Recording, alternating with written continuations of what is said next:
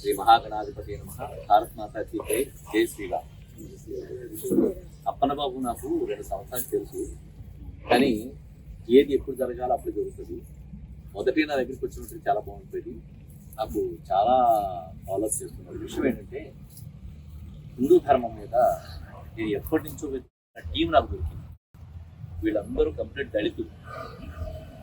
హిందూ ధర్మాన్ని నమ్ముకొని చాలా కష్టపడుతూ నాకు తెలియకుండా ఒంటరి పోరాటం చేస్తారు వీళ్ళందరూ కూడా.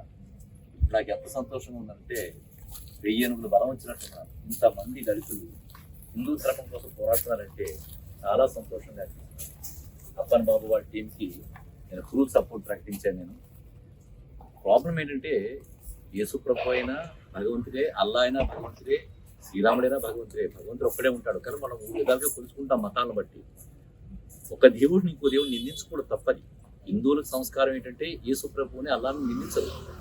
కానీ వాళ్ళ ఊళ్ళో ఒక దుర్మార్గురాలు, అంటే నేను ఈ మాట ఉపయోగించలేదు తెలియదు, హిందూ దేవతల్ని నిందించడం అనేది నేను గమనించానండి. సో దీని మీద కోర్స్ ఆఫ్ యాక్షన్ తీసుకోదలుచుకున్నాను. నేను ఎలా తీసుకోవాలో ఆలోచించి చట్టబద్ధంగా, రాజ్యాంగబద్ధంగా ఆ యాక్షన్ తీసుకోవడం జరుగుతుంది.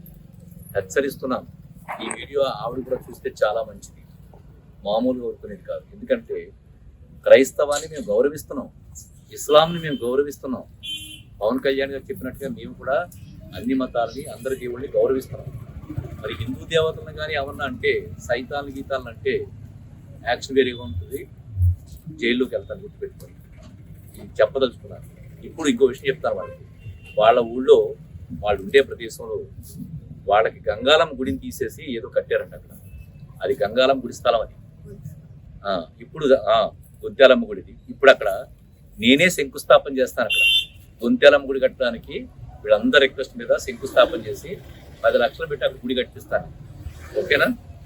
రైట్. హిందూ ధర్మం, హిందూ ధర్మం, హిందూ ధర్మం, హిందూ ధర్మం. జై శ్రీరామ్.